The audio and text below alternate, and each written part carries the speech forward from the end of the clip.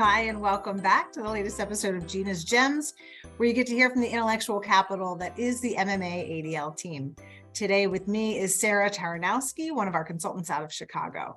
Sarah is here to share some gems relative to the keys to a successful implementation. Hi, Sarah.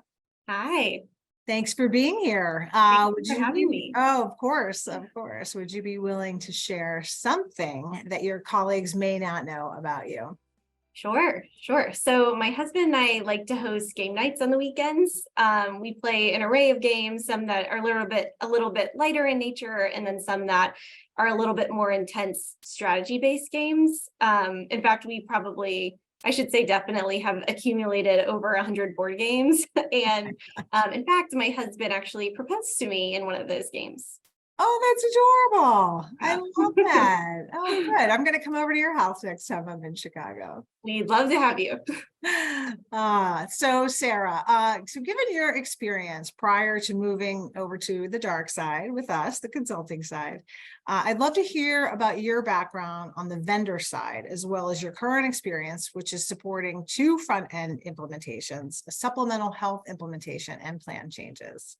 Yeah, absolutely. So I joined MMA with about 7 years experience on the vendor side of the house, where I supported national account clients and was heavily involved in the implementations. And since joining MMA, I've been involved in several front-end implementations, as you mentioned, life implementation and voluntary benefits implementations. And with those combined experiences, I've been able to really identify some clear do's and don'ts or best practices when it comes to implementations. Great. Yeah, I'm sure working on both sides, you get to see 2 different perspectives. So when you talk about your experience shaping your best practices, tell me a little bit more. Sure. Yeah.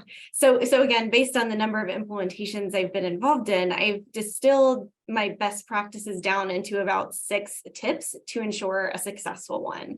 So the first tip I have to share is to determine roles, responsibilities, and relationships at the start of the implementation. And this is really regardless of the size of the project. This will help to ensure that the right information is reaching the right person at the right time. The second tip I have to share is to set clear goals and define key variables.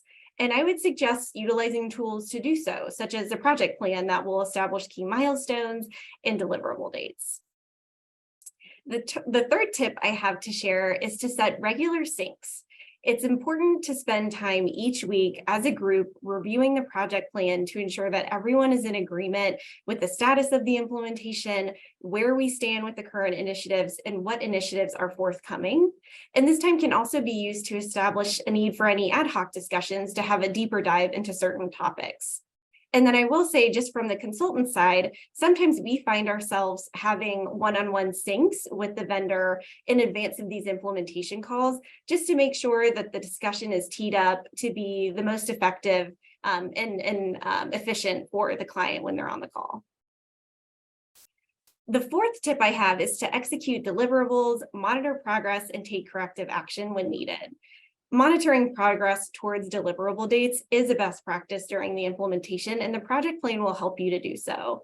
But there may be times in the implementation where you fall behind schedule or something didn't pan out as expected, and the team will need to pivot or take corrective action to get back on track. And it is so important to vet every downstream impact together as a group to ensure that when you're pivoting from the original project plan, that these decisions will pan out in success in the long run. The fifth tip I have is that meeting minutes are key. Having a written recap of the discussion and decisions made will allow those who were unable to attend the meeting the opportunity to catch up. And then post-implementation, having a read thread of the decisions and the assessments that were made as part of the decision-making process may be useful. The last tip I have, the sixth tip, is to perform a retrospective exercise. Retrospectives are a great way to have an open dialogue about how the overall implementation went, what went well, what could be improved for the future. When you go through the implementation, it's usually a relationship that will be long lasting, and it's important to understand what behaviors to continue to execute on and where course correction may be needed to build a stronger relationship and partnership moving forward. These are great and hugely valuable as you're going through that process with the client. And I guess I would ask conversely, what happens when you and or the client aren't following those best practices? Yeah, it's a great question, Gina. And implementations are not always smooth sailing. When these fundamental steps are not followed or steps are skipped, implementation go live could be at risk or postponed, and it could warrant a full-on re-implementation or subsets of the project to be re-implemented. And this can be a large commitment for both the employer and the vendor. So it's best to utilize tools and these best practices to avoid extra corrective measures. Yeah, and avoid costing time and money. Yes. So thank you so much for joining me today, Sarah, and sharing your insights. For those watching today, don't hesitate to reach out to either one of us to learn more about best practices or how the MMA ADL team supports our clients for successful implementation. And we'll see you back here in a few weeks for our next gem. Thanks so much, Sarah. Thank you for having me. You bet.